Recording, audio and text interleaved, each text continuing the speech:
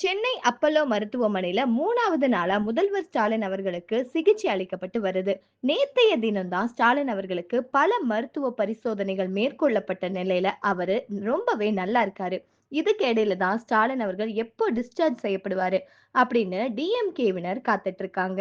தமிழக முதல்வர் ஸ்டாலின் அவர்களுக்கு திடீர்னு நேத்து முந்தா நாள் உடல்நல குறைபாடு ஏற்பட்டுச்சு. லேசான தலை சுத்தலால அவர் பாதிக்கப்பட்டாரு. இதுக்கடுத்து உடனடியா சென்னை கிரீம் சாலையில இருக்கிற அப்பல்லோ மருத்துவமனையில அனுமதிக்கப்பட்டாரு. அங்க அவருக்கு டாக்டர்கள் சிகிச்சை அளிச்சாங்க. மருத்துவ பரிசோதனைகளும் செய்யப்பட்டுச்சு. இதை தொடர்ந்து முதலமைச்சர் ஸ்டாலின் அவர்கள் 3 நாட்கள் ஓய்வெடுக்கணும் அப்படின்னு மருத்துவர்கள் அறிவுறுத்தியிருக்காங்க.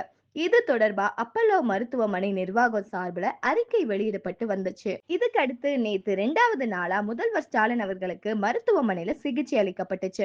அதோட தேனாம்பேட்டை அப்பல்லோவுக்கு நேத்து காலையில முதல்வரை கூட்டிட்டு போயிருக்காங்க. சில மருத்துவ பரிசோதனைக்காக அவர் கார்ல இருந்துகிட்டே ஹாஸ்பிட்டலுக்கு மாற்றம் பண்ணப்பட்டிருக்காரு. பரிசோதனைகள்லாம் முடிஞ்சதுக்கு அப்புறமா மறுபடியும் அவர் கிரீம் சாலை அப்பல்லோ மருத்துவமனைக்கு கொண்டு வரப்பட்டாரு. அங்க மருத்துவர்களுடைய கண்காணிப்புல ஸ்டாலின் அவர்கள் இருக்காரு.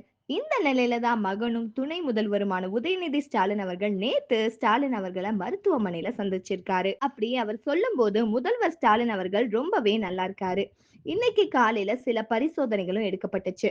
மருத்துவர்கள் அதுக்கான அறிக்கையை கொடுப்பாங்க. முதல்வர் நலமோட இருக்காரு. 3 நாட்கள் ஓய்வெடுக்கணும் அப்படின்னு மருத்துவர்கள் அறிவுறுத்தி இருக்காங்க.